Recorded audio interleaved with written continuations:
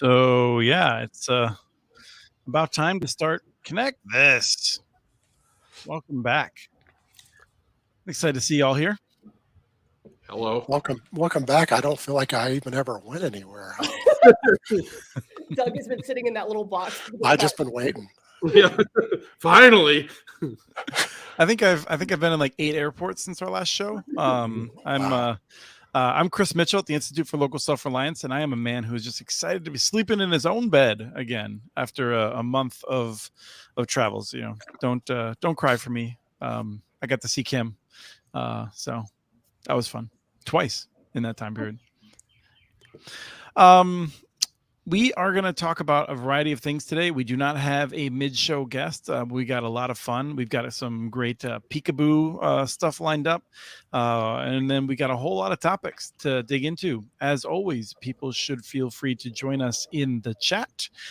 Feel free to, I don't know, send me letters. And then in like 3 or 4 days, I'll read them and see what you had in mind.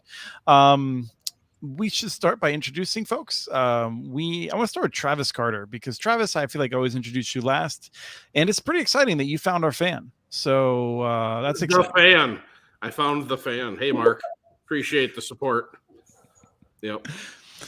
Travis runs USI Fiber in Minneapolis, which is crushing it, I think the technical term is. Busy right now. It's our time of the year. The weather, we have 7 nice days a year in Minnesota, and we're taking advantage of them. So lots of customers are coming live, expansion. Yeah, good. Things are good. And then we have Kim McKinley. Kim, you're also someone who I think is excited to be home. I am home. I was like going to say that. This is like the first time I think I've been in actually Utah on one of these podcasts in a long time. Excellent. And Kim's with UTOPIA, the wonderful open access network in Utah, which is the largest open access network in the nation, and just finished building out the largest city in the United States that has citywide open access, West Valley City. Correct, with 141,000 residents. And as many people are moving into Utah, it's probably 145, just since we looked at that number. Oh, wow. I was giving you some crap. And actually, I think you've surpassed Clarksville then. Because I think the number that I had on West Valley City was old, because I think Clarksville has like 137 or something like that. We'll have to give Christy Batts come back on to let us know. Let's fight it out. No, it's, Utah in the last census was the fastest growing state in the nation, because everybody's moving out of Minneapolis because they have 7 good days a year. Yeah. Yes. Hey, Kim, how long did that take you to build? Okay, we don't want to talk about that. This is one of the original cities of the UTOPIA network that we started this process in like 2006. And from the original 11 cities that we started this project, they will all be finished by the end of the year. So it's and I mean, you're like in like the 90%, like 90%, like mid 90s for. Yeah, we only have 2 more cities, and they are basically at 97. Are you halfway through any cities right now? Of the new cities, we are halfway through, but no, none of the older cities. We have Pleasant Grove that we're building in Syracuse, but all of the new cities in the recent years are completed as well. That sounds to me like you need more work.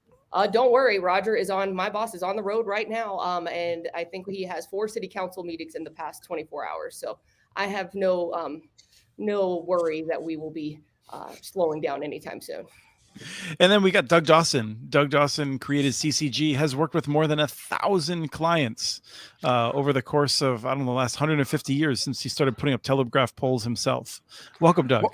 Well, welcome to you too. And I just want to say, since we don't have a mid meeting guest, why don't we just grab one of our fans and drag them right onto here? Oh yeah. Don't even tell them. Just our fan? Yes. Just drag them right in the middle of the show and then ask them a question. I think Rye just broke out in hives. So this is our first show without Henry, who we really miss. Henry really made this show possible in the way that it has, but Henry's moved on, and Rye's taken over that production seat. So we greatly appreciate that, and we're going to test some things out right now as we jump into the telecom peekaboo section. So what do we got? All right. Wow. It's not Christmas. I took this photo. You have to look photo really recently close to see if that's Ivy or kudzu, and whatever it is, it's done a good job. Yeah. So I want to know if anyone can identify where these pictures are taken. As we go through, there's 3 of them here. But the first thing I'm just looking at is like, whoa, this is not a maintained pole, right? Like, that's rough. not for a while. No. I thought that was Gumby for a minute. I didn't know. Actually, it is a pretty good Gumby imitator here. Yeah. Travis, does that make you happy that you're not on poles? I don't think you run into any of that underground, do you? No, you run into other things, so like transmissions and rocks and etc. But you know what is interesting about that pole? Wow, that certainly isn't up here in Minnesota. Nothing would grow that fast. So that's in the south. It's in the south somewhere. Yeah. It would do that around me. So yeah. Okay, so the next clue as to where we are. Wow, is that. So I didn't really understand what I was looking at there, but it doesn't look good.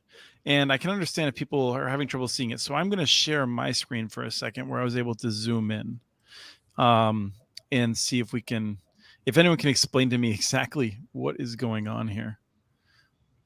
That's a little bit more zoomed in. I don't know. What do you think, Doug? It looks like a lot of abandoned drops. They're abandoned. I think that what happened is that they were there and maybe they've put them underground and they just came up here and cut them off. Yeah, it looks like they've just cut off a bunch of ends. Yeah, because you don't normally cut more than onesie twosie drops dead. So to cut that many off, they probably underground at this piece of the world. So yep. And of course they never come and clean this stuff up. It just hangs there. Yeah. And then of course that's places where water and stuff gets in. You know where I saw one of these though? I saw this in West Baltimore. That's where I saw most of this. So huh. Yeah. Is that where you are? Verizon's been very actively getting people off copper, so they would do that. Yeah. All right, so show the last one, Rye. So that's a pole that has a bunch of smart stuff on it. I wonder if I can pull that one up too.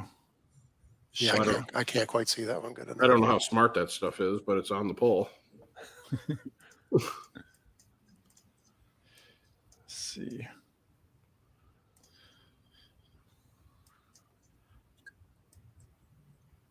I was wondering in particular, I think the bottom one is a little bit more self-explanatory, but what is this one? The Omni at the top. So Omni, what's that? Omnidirectional antenna, sorry. Yeah. We don't know what it's for. It looks Wi-Fi-ish to me, a 2x2 MIMO Omni antenna. Yeah, it's just something like Wi-Fi. Yep. Yeah. Is this also Wi-Fi related? That looks like that's small cell, the bottom one there. Yeah, there's actually a notice there. Yeah, you got a better angle on it. Usually it's a climbing notice of what frequencies they're operating in. But these are just the antennas. I think if you go further down. Things further down then are the power supply.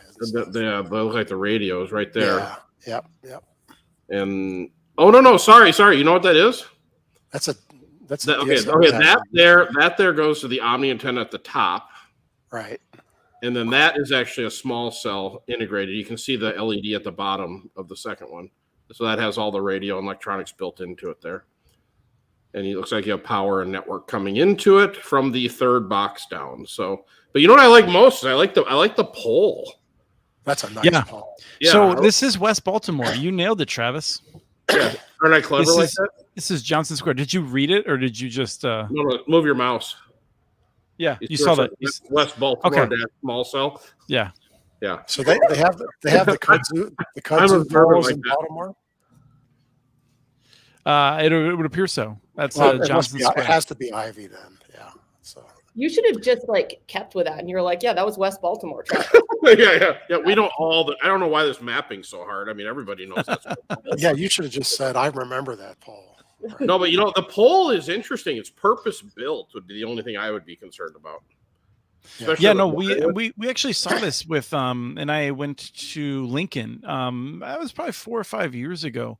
Lincoln had negotiated a cutting edge contract with Verizon in which it was a good deal for both the city and for Verizon regarding small cells. It was done by David Young, who's a good friend and was CIO eventually in the city, and it was purpose-built poles that they went back and forth with Verizon on to find a good pole that everyone liked. And so whenever Verizon wanted to go to an area, they'd swap out the pole and put in these new poles, and the poles had a port for the city on the pole. And it was a bunch of really good deals. And it struck me, I've seen more and more of these poles around now. How is it? Yeah, aged? but you got to be careful not to get so custom, because Yeah. I remember 20 years ago, and I don't remember which Maryland city it was, but they put in broadband over power line. Remember that terrible stuff? Yeah. And they put in a ton of custom poles for it, and they're not usable for anything else. Yeah. And they're metal like that one, except they're ornate. And it's like, boy, did they ever waste a lot of money on that. I don't think it ever hit 1 megabit a second. So I think you're right. I think a lot of that doesn't age well. yeah, A lot of the wireless technology does not age well. But No. like, I mean, if you have a pole that's basically designed to have like ports put on it and it has an LED light, like what else do you need? I'm missing like with the. I as mean, long some as of it it has obviously is power unpredictable. running up through it, and it's got generic ports that you can put anything on, you'll be fine. But Yeah. So that's Johnson Square in West Baltimore, where I got a chance to visit. The city's doing some pretty cool stuff. The local folks are doing interesting Wi-Fi projects, and there's a lot of local organizing, and it was pretty cool. They also have a bunch of small cells that I was surprised by.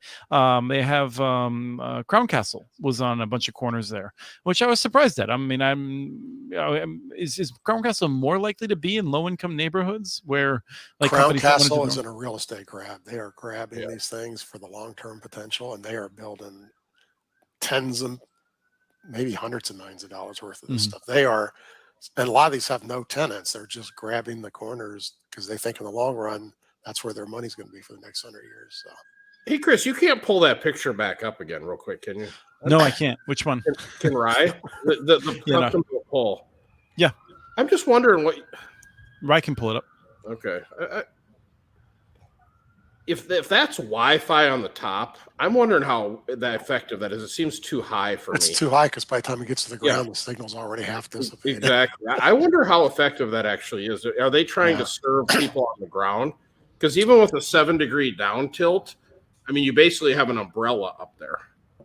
I'd be really Yeah, I that's curious. think I think they're serving. There's a party on the roof of that building, and they're just Yeah, exactly. So Yeah. the nice thing is I'm guessing that Jason, who's been a past guest, will be watching this show and can answer that, and he'll probably. I let would- us know. I would be curious. and he's probably on right now, fuming at all. I think he usually watches on Friday.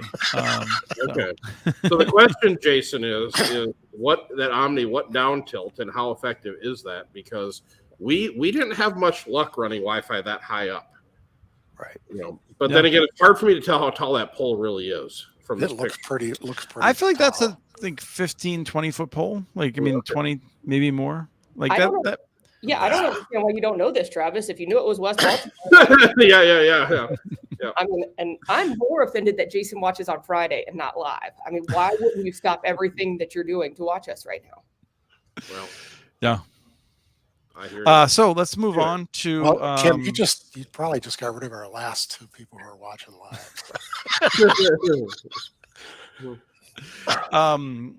Hey Travis, you finding that prices are coming down for any gear or poultry? Oh, it's unbelievable how cheap things are right now. I can't believe it. Yeah. I mean, I don't know what you guys are all complaining about. Yeah. I had to break my Tesla out. Gas is so expensive now. So there you go. That's No, good. it is incredibly expensive, and every day it's just how we do this telecom peekaboo every week. Mine is a rate increase of the day. So this week, ding ding ding, handholds up 20%. So if you So get them, 20% over like December or like 20% over when? Because like I feel like you just said that they were up 20%. another 20% since January. Oof. So yeah. I have a question for you on supply, though. Are we seeing price increases because of the supply chain, really, or are we seeing that these manufacturers are raising their rates because they know the demand is so high and they can't. I think for things like handholds at this point, it's greed based on demand. They're getting more orders than they can fill, so they're raising the price. You know, the large places, the Cornings of the world, are not really doing that, but the smaller people are just gouging. And so, yeah, not all of them, but the ones, but the ones who actually have them in stock are the ones who are gouging.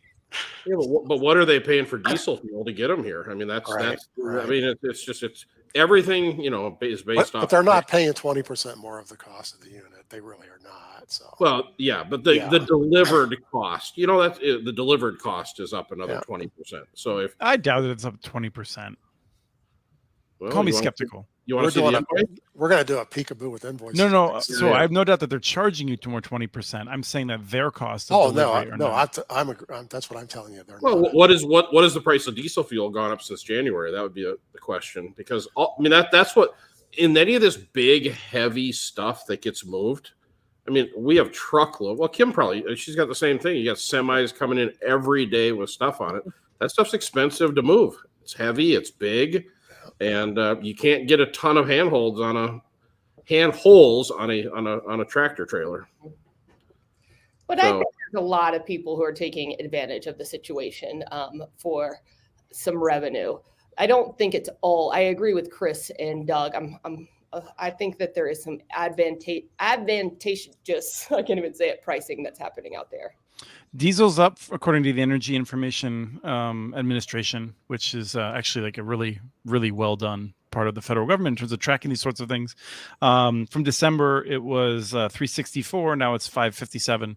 Nonetheless, like that's what like a 40% increase, but like that's probably like 2 or 3% of the cost of the product. That probably adds 50 cents to each handhold. I mean, that's important, but it's not enough to drive it. I'll do some homework for our next. I'll get an idea of how many come on each handhold, how far they go. We could do some simple math on it. Yeah.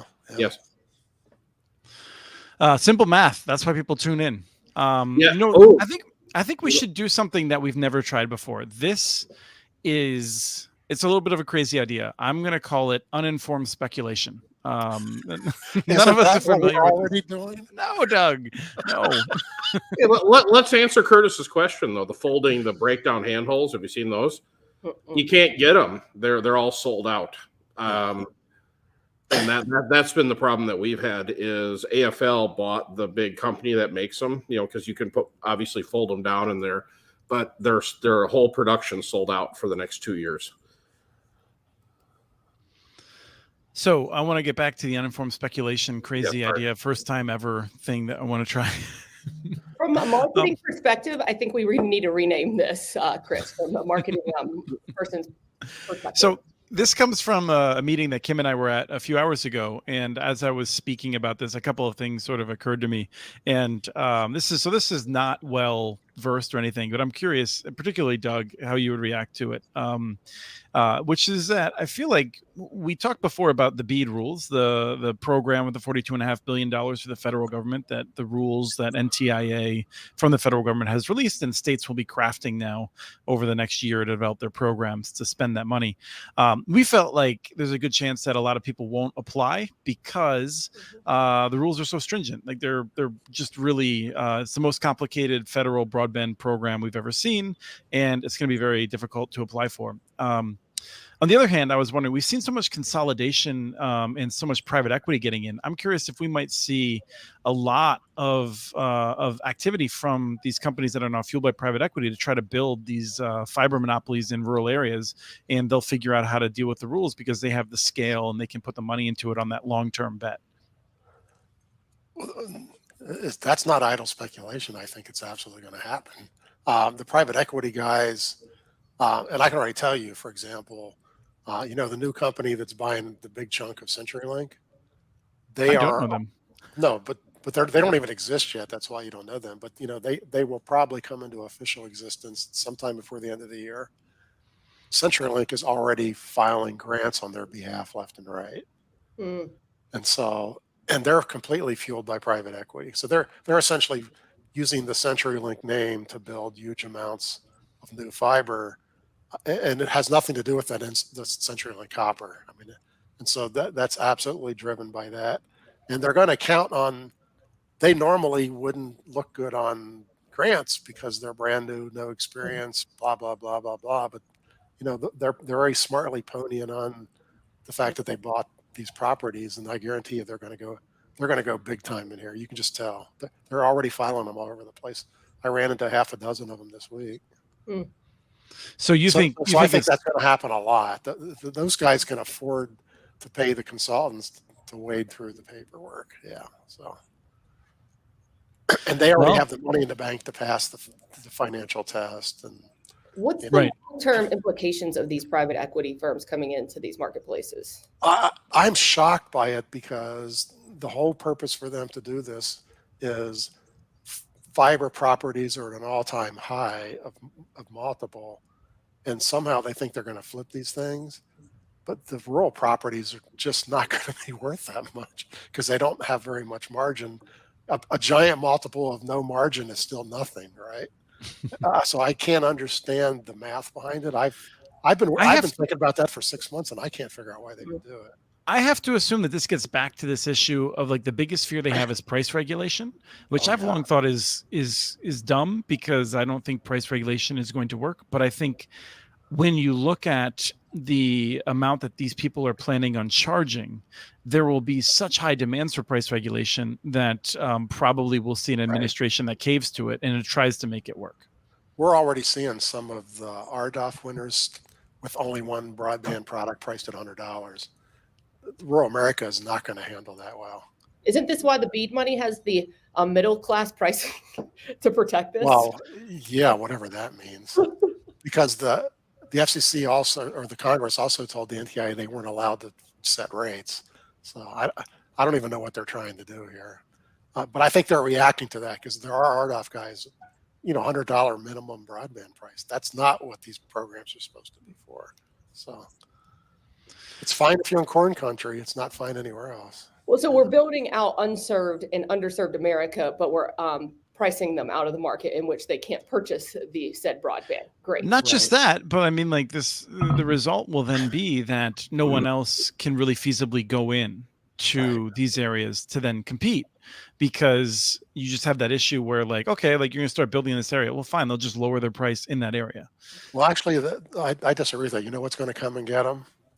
Fixed cellulars.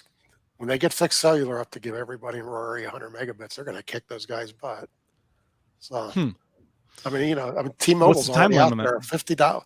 I talked to a farmer a couple weeks ago who's got a T-Mobile unlimited connection at 120 megabits, $50 a month. You have to live close to the cell site because they get more cell sites. And T-Mobile says they're going after 5 million customers in the next 3 years. Mm-hmm. So yeah, the answer is they're building them now. Dish Network's the same thing. Dish Networks is going to go for this big time. So I think that's going to pull the price pressure down. We'll see. I'll be curious. I mean, 5 million is not that many. Like T-Mobile's going for 5 million. Well, like they'll get 5 million. They said they were going for 5 million, but they already got 1 million and they barely started. I think that they're going to have to revise that number.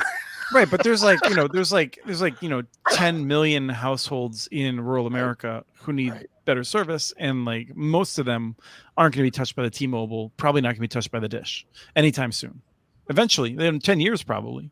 Well, both of those companies are required to pass 97% of people within the next 2 years. Now, whether they really do that or not, because no one of those companies have ever met their promises before. But that's what they're on paper. They both have promises to the FCC to do that. We'll see. So anyway, I think optimistic now that you think that they're going to hit 97. I feel like, Doug, you can't be this optimistic if you're going to be on this show. Oh, I just said they won't meet it, so I'm not. I just said they have the obligation. That's not the same thing as doing. So I feel like we now have two competing predictions. One is that we won't see areas that anyone applies for, and the other is that private equity will be trying to gobble it all up. I don't know if those are necessarily intention, but interestingly, private equity will go where the normal guys like the co-ops will go. I'm not touching that with a 10-foot pole, and then those guys will go in there. Is that a smart decision? Probably not. The reason the local guy didn't go after it, there's a reason for it. But who are these private equity guys hiring to do the design and to like the feasibility and of going giant companies again? They're throwing $100 million, $1 billion at it. They're hiring the very big companies, That's big why engineers, the big construction companies. yeah, can they be even successful of going into these areas? Are they But just that's what killed Google, right? I mean, that's what you're getting at, Kim, I think, right? yeah, basically. It's because they're like putting these lofty goals out there that they can do this, but can they really do this, or do they have the skill set to do this in rural America, which a lot of them, from my point of view, don't. Well, the skill set to actually operate the business, that's the part. Ask Travis about running the company. Well, that's exactly, I mean, that's what I say when I Google Fiber. My understanding was, and I think there's still a lot of, this is totally in dispute from a lot of different people, but in talking to a lot of people inside and outside of Google Fiber over the years, like I get a sense that one of their biggest problems was that they had the sense that they could hire big national companies and figure out how to build everywhere at once. And then they found that they couldn't, because like building is a local thing, and there's not a lot of advantages to like massive scale at the actual like pole permitting and the design areas. Yes, that's true. You have to be agile in these areas. You have to be creative to get into some of these areas. And these big companies, that is not where their specialty lies. No, the big companies do a desk design and then they go out and go, this isn't like it looked on the paper. It's a Travis, I'm sure. How many times in a city block do you change your mind, Travis? When you're actually building, right? Sure, there was one today, right? We had to redesign on the fly because we ran into contaminated soil. Right. What was it contaminated with? Apparently there was a dry cleaner that was there at one point, and I don't know what these cities do. They don't clean it up. They just say, no, this is contaminated. So yeah, we had to redesign part of the network in 20 minutes. Otherwise the contractors were going to sit idle. So what does that mean? Like you couldn't bore underneath it then? Not well, right. you can't bore without special training and special protective gear for the crews. So yeah, but if you didn't have a relationship with the city, you'd shut the whole operation down. Okay, but I have a further question. We just let contaminated soil sit there with residents around it, but we can't bore through it. You know what? I didn't want to get into the debate, but I was like, really? Okay, but I guess this is all over the place. I would imagine there's a whole lot of that around. Yeah. So. Yeah, I mean, I think there's a gas station that was totally neglected and a real nuisance property here, not far from me, and I think they did what is pretty common. I didn't see it happening, but all of a sudden there's like a very totally even layer of soil across it. I assume they removed a whole bunch of soil and brought in a bunch of new stuff and just threw it down. And there it'll sit. In my neighborhood, there's 2 houses that are built on what apparently was a gas station 50 or 60 years ago, and they let them build houses on it without cleaning it up. And now they tell them they have a problem. It's like, yeah. And they're not the original builders, obviously. So yeah, cities are nuts sometimes. So different area of dysfunction related to all this. We'll give NTIA a break for a second and focus on the FCC. As Kim and I had this meeting earlier, and I was describing all of the things that have to happen at the FCC, and as I'm describing it, I'm just thinking more and more, we're crazy if we think that this is going to happen, right? Like the FCC has to settle the fabric, and they have to adjudicate all of these different challenges across the entire country, and then give NTIA figures. Like I can't even imagine that the fabric will be done this year. At the same time, they're going to be handling the speed test challenge, or like the speed challenges as well as the fabric challenges. It's crazy. No, the NTIA got smart there. Remember, there's 2 challenge processes. There's one for this grant only at the state, and that doesn't change the FCC maps. That just means the state grant office can ignore the FCC maps. So those grants, if they get allowed, because it's way harder to change the FCC maps. It's really hard to change those. But the states can come along, get a challenge. They can say, yep, I agree with you because you did all these speed tests. They have to tell the NTIA about it. And the NTIA wants these grants to work. They're mostly going to say, yes, I believe. That does not change the underlying map, though. So okay, so we don't have to wait for the FCC to complete their process. No, we have to wait for them to get the first one out. I'm very pessimistic about that happening. Right, and especially because one of the things that has to happen, Harold Feld talked about this, and I know there's been some pushback on his analysis, but he was basically like, the FCC hasn't had a unanimous vote on any of these mapping issues for many years, and we have a 2-2 FCC. What are the odds that the FCC is going to come together to agree on a map to move forward? That there might be so much pressure on that one that they might even get a unanimous vote, because boy, if two guys say, we're not going to have this $45 billion, and they might, because it's a political thing, right? Boy, oh boy. Right, because I mean, I feel like Yeah. it's one of those things that, like, if Republicans can run ads in October saying the Biden administration hasn't put any of the money out yet, or like, it's all stuck up, and the Biden administration's like, well, actually, it's because of Republican obstruction at the FCC. Like, people have fallen asleep in the third word of that explanation. That's already gone, right? Yeah, so I feel like you're okay. You're killing my slight 5% optimism I still have. My question is, how many people are the FCC going to hire to handle this? Like, because it's trying to hire all these people. They're not getting money out of this grant stuff. They have their normal budget. So, well, the FCC did get like $200 million, I thought, around some of this mapping stuff, but I assume that those hires are completed. Yeah, anyone that they would have been. And those all went to consultants. They went to the big mapping company. $200 million to create a map. Yes, a fabric too. I think we are in the wrong business, Travis. That's a lot easier than actually build a network, isn't it? And we'll call it, we'll give them a fabric, a button, and a map for $200 million. My God, these guys know how to spend cash, don't they? I'll even give them I voted today sticker. You name it. What do you want? Okay, yeah. Wow. I have a question for you, Travis, since I just wanted to see if there's an update since the 2 weeks since I've seen you last. Are you going to apply for any of the BEAD money, or have you I don't found anyone? I don't need BEAD. Yeah.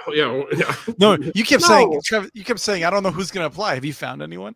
Who's applying? And not that I like to disagree with Doug, but if you're private equity, why would you want to get hauled into all of these regulations and rules that these BEAD grants have? I mean, I'd put the equity in, I'd put sub debt and senior debt on top of it, and I'd go out and build.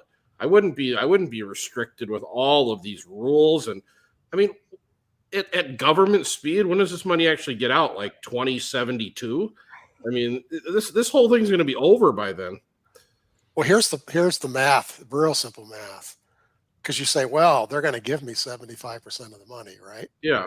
Well, by the time we jack up the price of the project by 40% to comply with all this stuff, they're really only giving you like 45% of the money. Exactly. And it's not a good deal anymore. And so, and I don't, I'm always curious, Kim, our mantra is, we never get this revenue generating day back, right? So we have to get as many customers live and billing today as possible.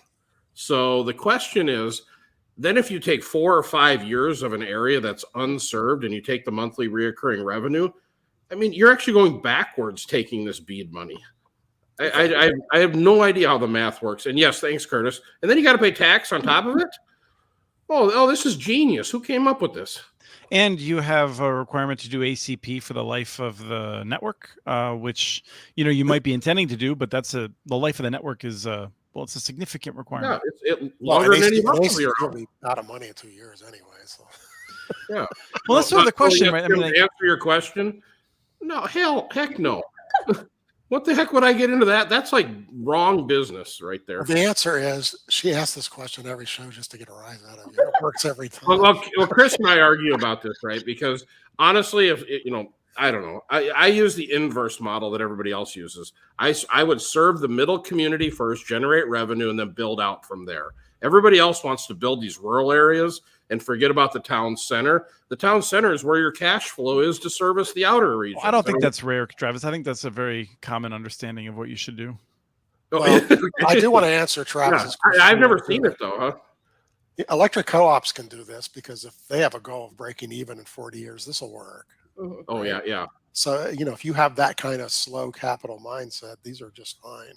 But if you actually want to make money, I just can't see it. So. Right, because for it's a 7-year fund usually life. They have a 7-year fund life. So these things are going to need to get profitable and get sold within the next 7 years.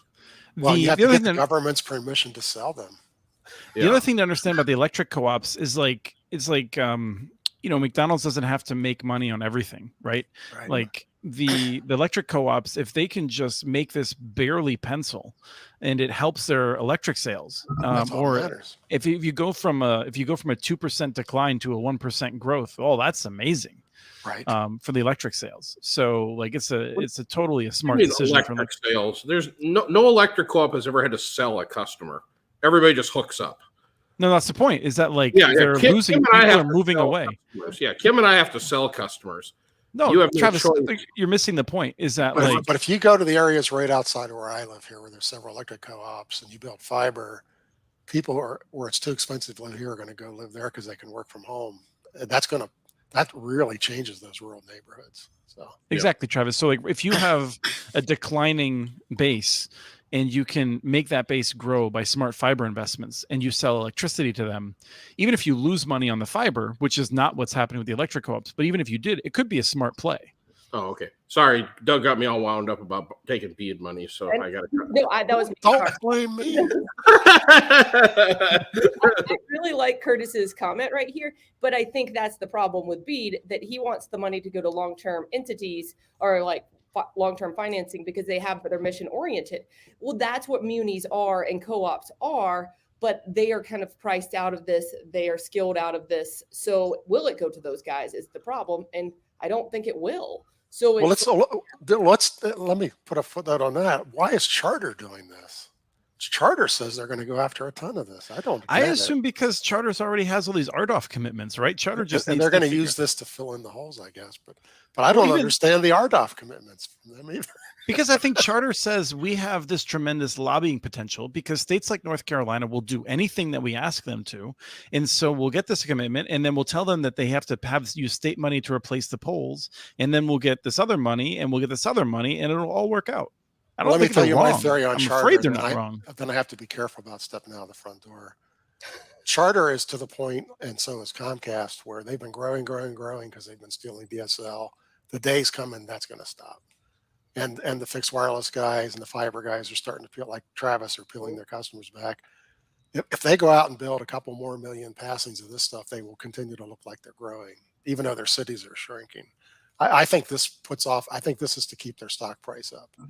Now, 6 years they're going to come back and have a giant crash in their stock price, and they're going to go, yeah, it wasn't a good idea to invest in those rural properties. Right, but that CEO will have retired with massive bonuses. With 6 years of bonuses, yes. And that's what people have to understand. I believe this is about the bonus structure. You really have to understand how corporate America is governed to understand why it makes sense to make terrible decisions and take the payoff and get out of town. I mean, AT&T lost $80 billion in 5 years on two bad investments, and they didn't even get punished for it. And a lot of us tried to stop them, like I feel like. So we have a couple other topics to hit on. The key thing there. But Doug said the key thing in this whole conversation. So if these big guys take the money and they don't fulfill it, what happens? Right. They don't get punished. Kim and I take it and we don't fulfill it. We're doing 3 to 5 up in Duluth, What I found out is that I'm definitely in the wrong career. If you can work 6 years, get the big bonuses, and then just leave. And I'm working in the public sector. Bad choices, Kim. Bad choices. I'll talk about it later. Yeah. You want to make big money? ILSR is where you got to be at. Yeah, we got 4 people on there who are apparently doing it wrong. Yeah, doing podcasts. So. I am still buying chicken wings, so something's going right for me. Wait a minute. You just ticked off another box on my bingo card. Thank you. Oh, you know what? I actually wanted to note, I was going to forget. Tomorrow's National Donut Day. And you know what goes really great after a night of chicken wings? Next morning, donuts. So tomorrow, get on out there, support your local donut shop. Local donut shops are amazing and need to be supported, particularly tomorrow, where there'll be long lines probably. 1 minute. Who likes donuts? What? I've worked in this building too long, and every vendor for the past 11 years has brought in donuts, and you're just when you see another donut, you just want to throw it. But they're not good local donuts. Local donuts are way different. They're actually good. We got a few good shops here. Not enough. Whenever I travel to Los Angeles, there's a donut shop on every corner, it seems like, and they're all so good. Look at Kim's face. For the record, I love donuts, so... I'm not a food person. I felt like I wanted to talk about BEAD and Muni Networks, but I feel like we've kicked that enough and we should move on. the New York City master plan. I've really turned into the grumpy old man hanging out with you three. I'm just going to complain about everything. And in New York City, I saw this, New York City developed this master internet plan. I thought it was a really good idea. The idea is generally that, hey, the city of New York, like, put a bunch of money in, not to connect people, but basically to get fiber close to almost every block, so that entrepreneurs and even buildings themselves that are like cooperatively organized and whatnot can jump onto that connection. It's sort of a massive neutral infrastructure around the city. Pretty good idea. The new mayor has come in, and this is a quote from the person in charge of it, a guy named Frazier. Says the plan is under review, and actually it's not a quote, it's the reporter saying, to ensure it didn't call for any new broadband infrastructure in places where it was already present. Well, gee, I wonder who's got their ear. That sounds like a campaign contribution. The reason that I wanted to bring it up is, like, just to explain, like, they have 12 different ISPs they were working with. Those ISPs were expecting to start connecting some people this summer. And if you want to know why ISPs get so angry at the idea, whenever I'm like, hey, you should work with the city in a public-private partnership, they're like, yeah, jackass. The last 3 times I did it, I was left hanging on 2 of them. And so, like, I just think it's worth noting, like, I do want to see public-private partnerships, but, like, the cities don't always make it easy. And it's just, I really feel for the companies that try to make this work and then they get hung out to dry. Travis, you should do a public-private partnership. No chance. When did this master broadband plan come out? Like 2 years ago, 2.5, 3 years ago. 2 years ago. Yeah. So what are they going to do with all the people they've already hooked up? They haven't hooked people up. Anybody up yet? Oh, for 2 years they haven't hooked anyone up?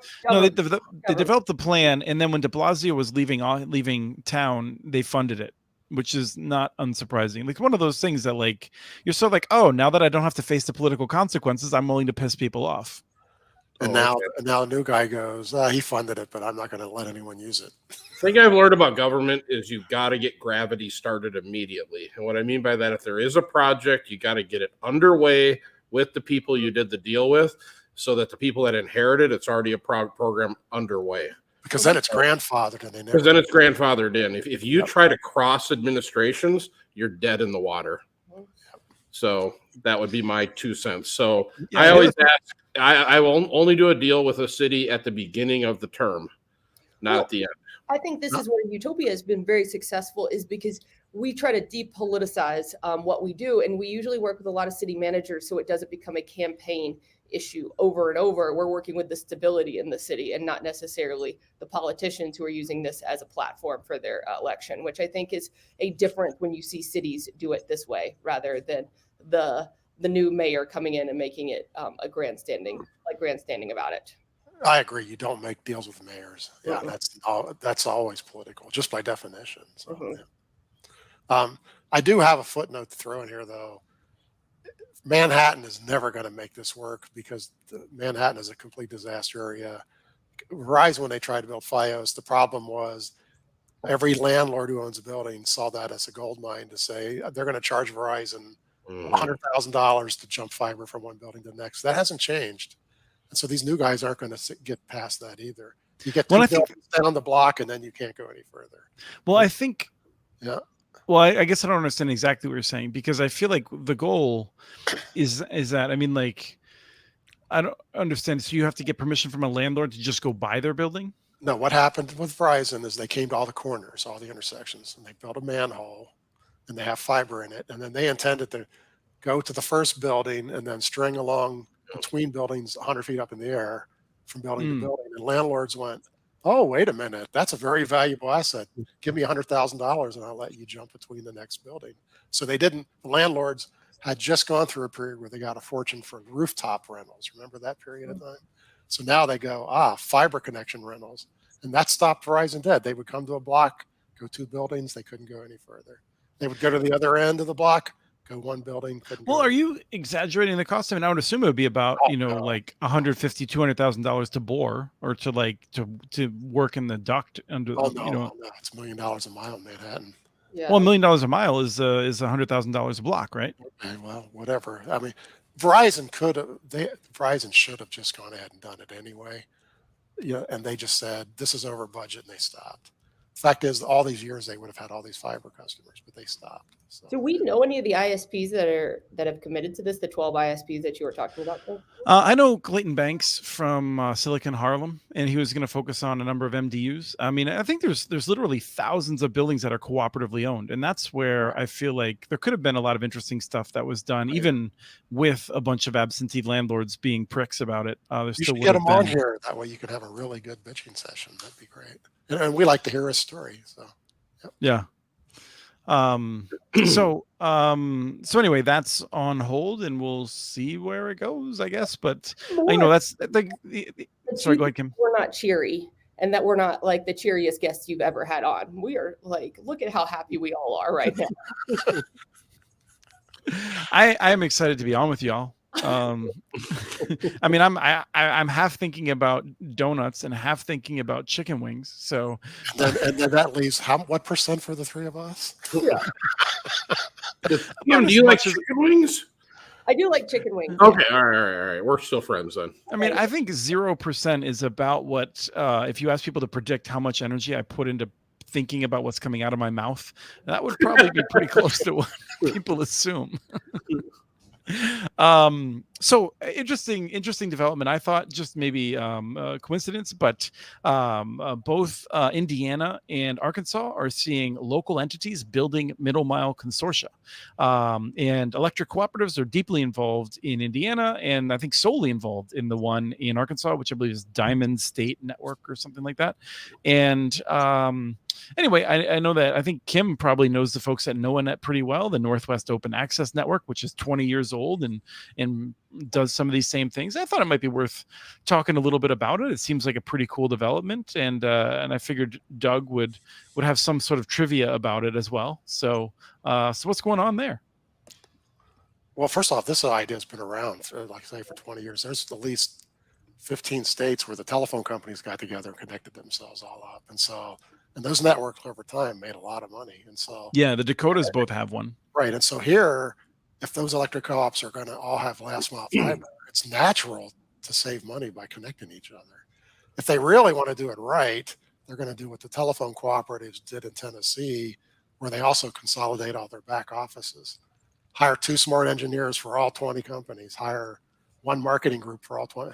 If they're really smart, they would all save 15% on their operating costs. They would do that. No, if they're really smart, they would keep those local people there and benefit the local economies, Doug. Yes. Who's funding it? Are they funding it out of cash reserves? Are they bonding for it? No, you got to remember that if the fiber runs the whole way through your network to get to everybody, it's not hard to make some of those routes into middle mile routes. I don't think that there's a lot of new construction. I think that they're just tying them together. Then they get the peering points and all that stuff. There's going to be some new construction, no doubt, because there's going to be gaps, but there was an effort in Iowa to develop one of these. I think Curtis Dean, if he hasn't abandoned, then some of it is developed. I think that it didn't go as far as some of the people originally envisioned. Right. But I mean, I'm surprised that TVA hadn't done this already. And I feel like if it did exist across Tennessee, we would see even more cities that had taken a big bite out of this issue. Yeah, but Tennessee has several networks. They have Iris Network, the telephone companies build. I mean, there's a bunch of these around, so they don't go everywhere. And these co-ops go to places no one else is at. So that's the thing that I find interesting is that NOAANet was created by a bunch of the public utility districts, right? And then some of the public utility districts got annoyed with NOAANet, and I'm just sort of curious how that develops over time. Where there's sort of, I feel like that organization. Starts to develop some friction with its founders. I know that story extremely well, but I don't know that I want to talk about it to the whole world. Yeah, no, I can appreciate we all have those sorts of things. It's personalities, and NOAANet's doing things that some members thought went against their best interests. It's typical. So I mean, I think that the only way we're going to really connect America is with cooperative efforts like this that we're seeing in these areas. But I agree with you, Doug, when you get all of these people together in the same room, they don't always have the same mission of what they want from the network. It's hard to think of 15 electric co-ops agreeing on big things. I mean, because they're each independent. So And they're all 80-year-old farmers, and they keep going, we want to do what? Electric co-op boards are a treat. I really love them, but they're, so they're some interesting folks. But yeah, but that's why municipalities hired Kim. Because they went, we don't know how to run this network. Kim, tell us how to do it. So. And I'm like, I got you. Like, we need to bring something right here. That's how we do it. Get it done. Right.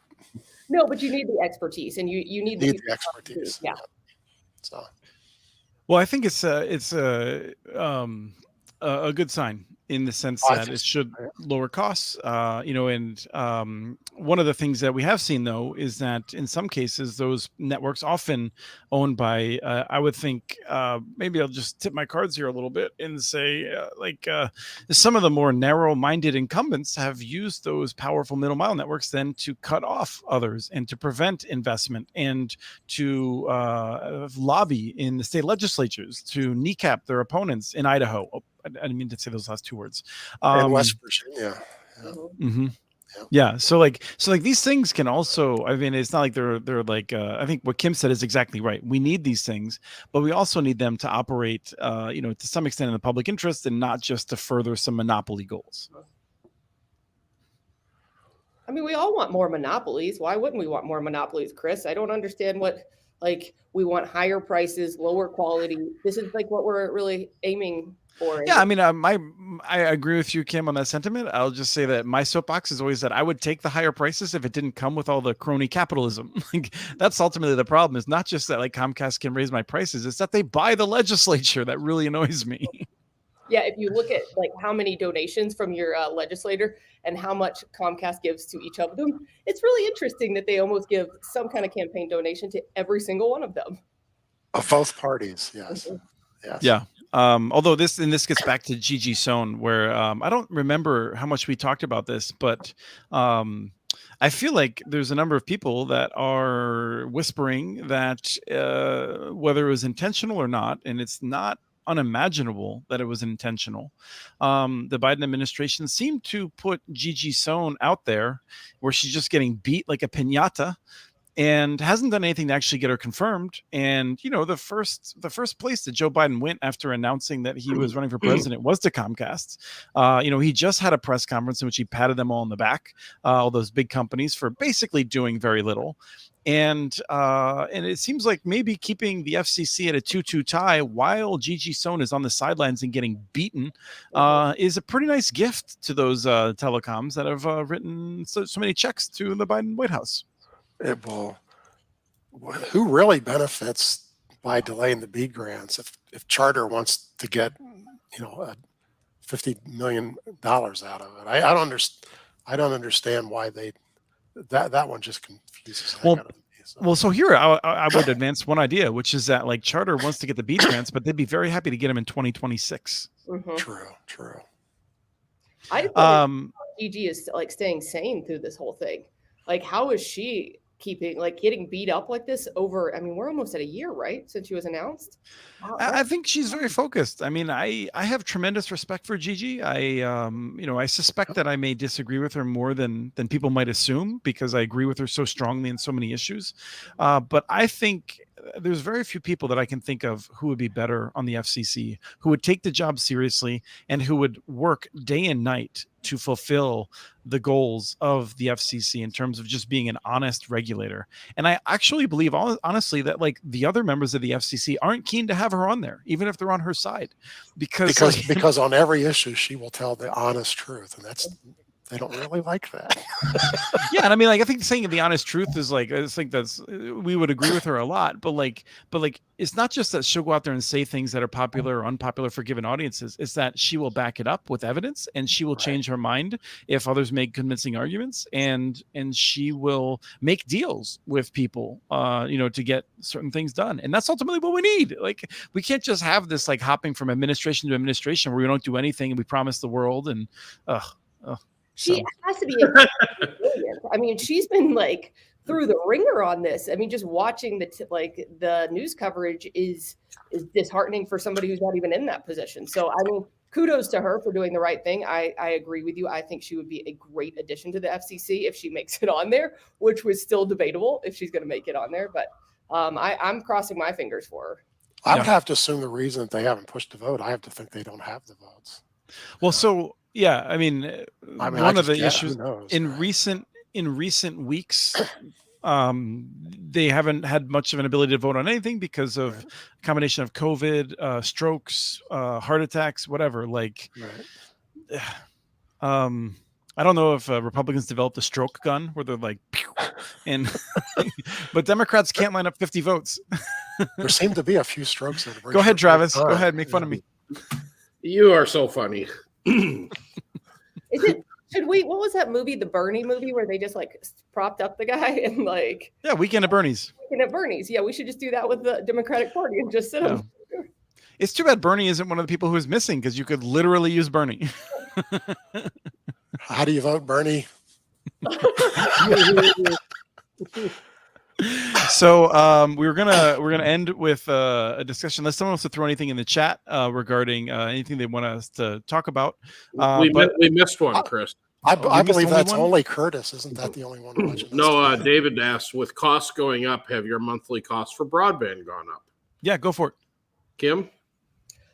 Right now, our costs have remained the same, but there is discussion of newer cities with the construction going up that we might have to alter our cost to raise it to accommodate some of those higher prices that we are seeing. We have not made any moves in that direction, but we are having discussions regarding it.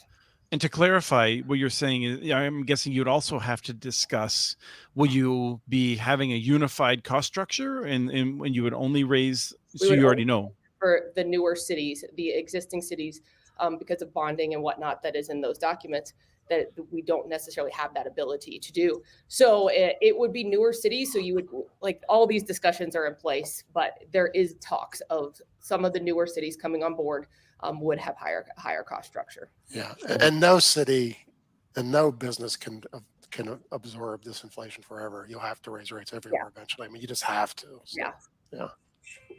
Well, Doug the Wizard said it many episodes ago. $100 broadband will be a thing of the future. Well, yeah. The question is whether it's 2035 or next year. Well, at the current inflation, maybe next month. So, I've seen a couple of articles. I have no idea if they're crazy or not, suggesting that inflation is already coming down and we'll start to notice it soon. Where? I didn't read it far enough to remember all that. I think it was Botswana. Yeah. No, I mean, we have multiple issues, right? I mean, like, inflation is something that I'm not equipped to talk about, but like, it is always interesting to me how people see like something like the inflation is huge and they may think, oh, it's everything, when in fact it's often more the price of gasoline and a couple of other inputs. Also, similarly, like, our economy looks like it's doing amazing by the sheer numbers just when the price of gasoline goes up. So like, some of these things require a little bit more interrogation as to like which prices are going up and whatnot. All I know is that yesterday Travis found a $20 chicken. Yeah. I'm not as smart as you, Chris. I do it the old-fashioned way. I go to the grocery store, and when I see a $20 chicken, I go, "Damn, there's some inflation here."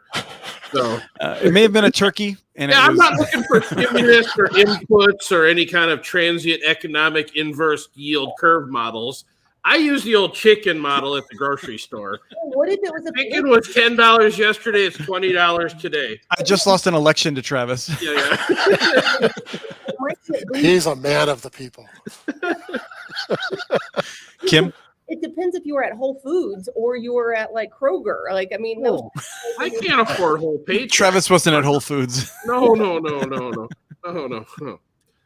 I mean, if you're at Tesla, I mean, I just assume that you're going to be at Whole Foods too. Oh no, this is one of the things in which Travis and I, like, we have many disagreements on different areas of life, but neither one of us feels at all comfortable walking into a Whole Foods for totally different reasons. They look at me like, no, you're not our kind. Leave. Yeah. What is that from Star Wars? You're not welcome here. Leave the droids outside. That's me at Whole Foods. Friend doesn't like you either. Yeah. I appreciate that Curtis is having a happy hour during this. When do we get our seriously? Yeah. If Travis keeps talking badly about every grocery store, he won't be able to buy food anywhere pretty soon. Hold on. And I got to get my 10,000 calories a day or I'm grumpy. So, Travis, are your costs going up? So we had a rate increase in January, but that has virtually been all absorbed through the rating or the cost increases on what we're doing. We don't have much where to go, with the competition the way it is.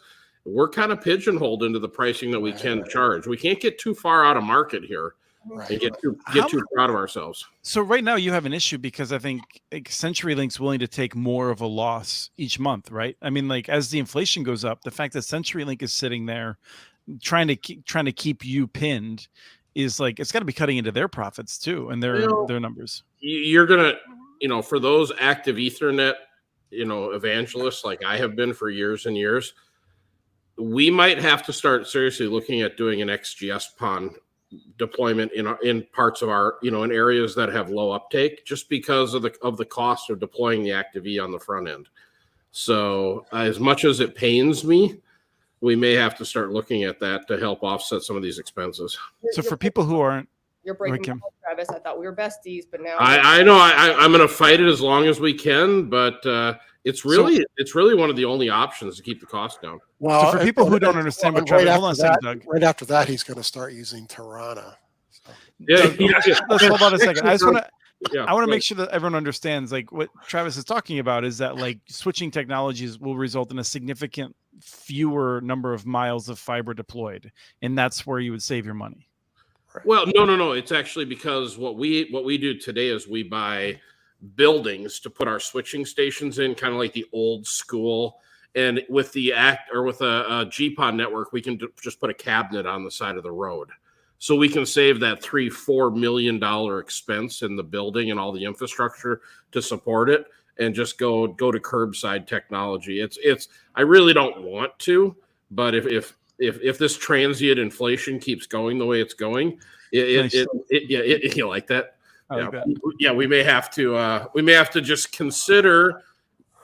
Yeah, Tarvana. We may have to, when I read pots and pans, and I saw Doug's article on 6G, we may have to start looking at 6G as the solution to this. I knew that you were going to jump right on that. Oh yeah. I've been waiting the whole show to bring up the 6G. Because, but I do want to say, Doug, I really enjoy all the technical stuff, but today you went off mark. You started talking about some other stuff today, non-related to the internet. The energy stuff, the fusion. Yeah. I thought that was fun. Yeah. Hey, it's coming. It's finally here, I believe. I honestly expected that. I clicked on the link on Twitter that I saw from Pots and Pans about I forget exactly how you phrased it about the charter cable. Is cable or is fiber better than cable? I expected it to be one word. Yes. See you tomorrow. I might be the only one that's I love cable executives. They're good for a quote every week. So yeah. Can we have a Saturday Sunday edition, you think, Doug, anytime soon, or what? Of the newsletter every day? Or if I did that, I would go way off topic. So last question was one that I thought it would be interesting to just explore quickly. And it was based on a question we had in my office, which was if one of the cities in Utopia, I don't know, got annoyed at Roger for some reason, hard to believe, and just decided that they were going to tell all of Utopia to go shove it because they got mad at Roger for something. Would they be able to take their fiber and go find another provider to work with? No, for the most part. I don't know if you know this, but we don't really build our fiber networks on the city lines. They're very interconnected. We build it as one big enterprise level network, but it is a good question, and we get it all the time. We're not built. We don't build the networks like islands, and everything is really interconnected. But yeah, it's a question of why can't they? But this goes back to the question where we're talking about electric cooperatives. It's very hard when you get into this to kind of dissect it back out, and you really can't here at Utopia. So, do you do contiguous builds at Utopia? You're not like Swiss cheese all over the place. You kind of like try to keep your network contiguous, right? Yeah, I mean, we have some holes, we have some places, but they're all connected. So the thing about Utopia is we're a 200-mile span along the Wasatch Front, and we're not always connected into every city, but there is connection. We have, long haul fiber connecting everything. So our fiber technically goes from the basically Idaho all the way down into Vegas. We have a connection down into a data center in Vegas. Wasn't that one of the problems you faced early on, was that you did have Swiss cheese, and in some cases you had more holes than you did, and you just had like stranded investment when RUS improperly pulled your grant and things like that?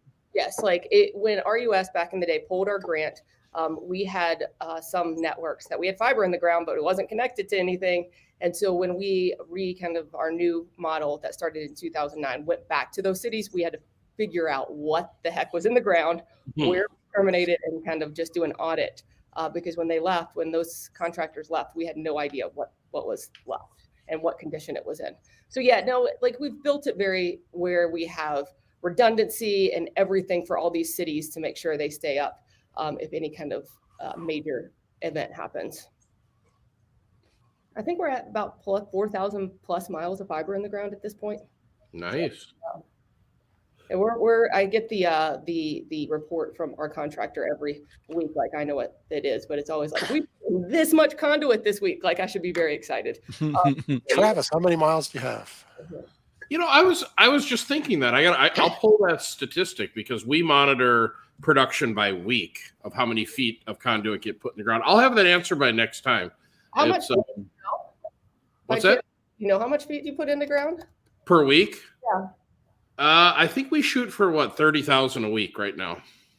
So I think this, like last week, I just pulled up the email. We placed about 16,907 feet. Nice. Underground. But you get 52 weeks of construction, right? Right. We are building most of the year. Yeah. Yeah. See, that's the mistake I made building in the north, is we have to shut down for like 16 weeks a year. So I'm envious of all of you in the south. Oh, come on. You were in a freaking like RV like a minute ago. Yeah, but we're not putting any footage. You can only build network when you put footage in the ground. So it's sad. All right. If you don't put more fiber in the ground, is what you're saying.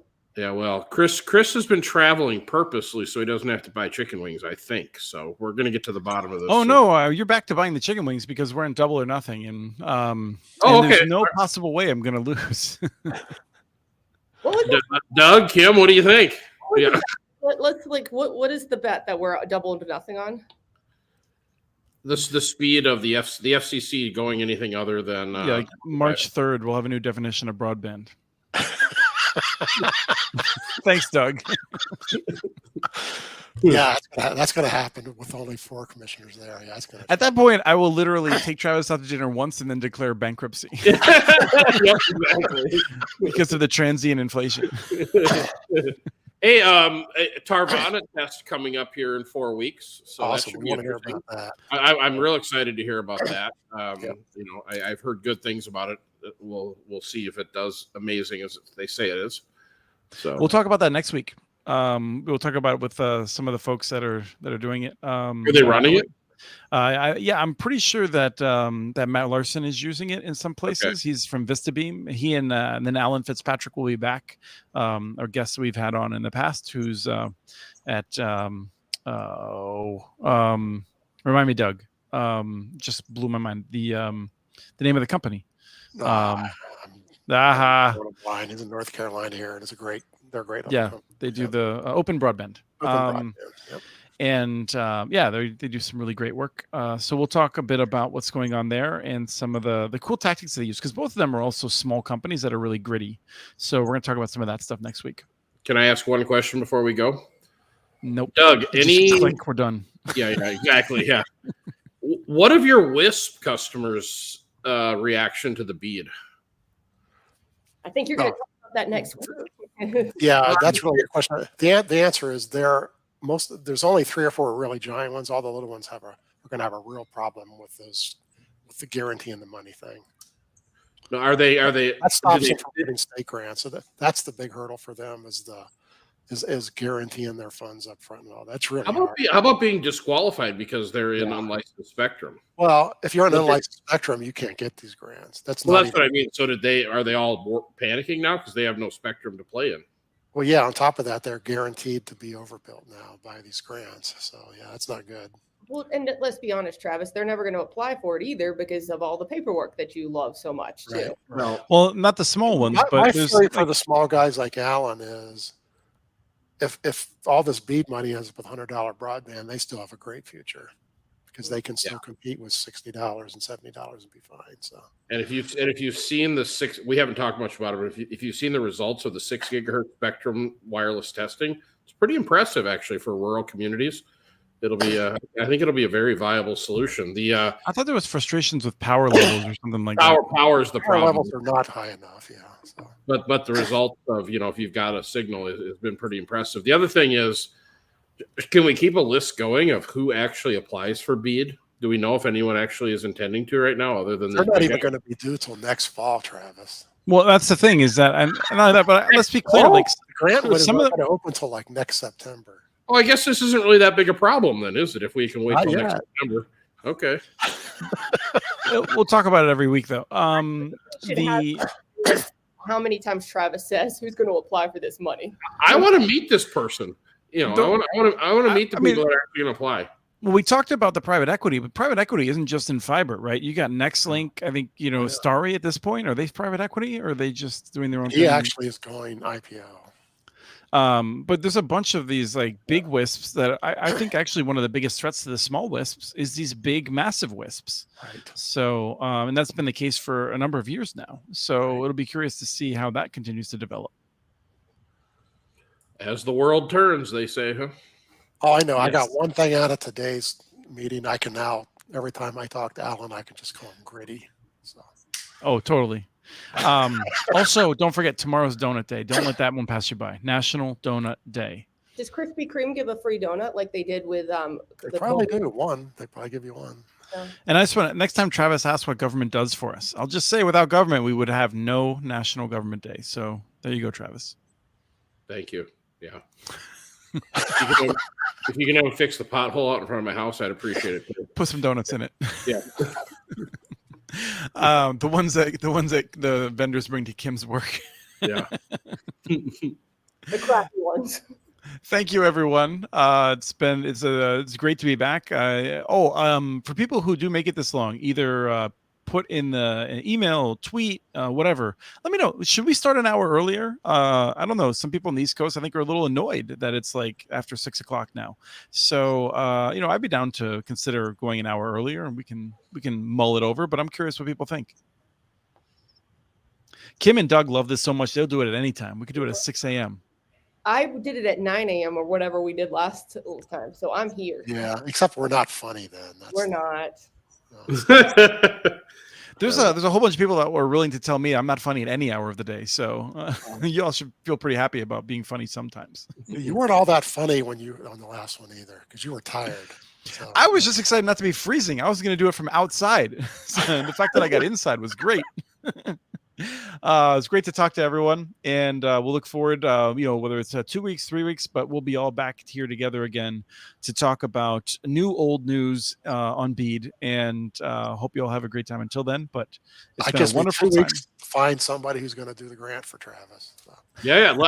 I want to meet this person. So, yeah.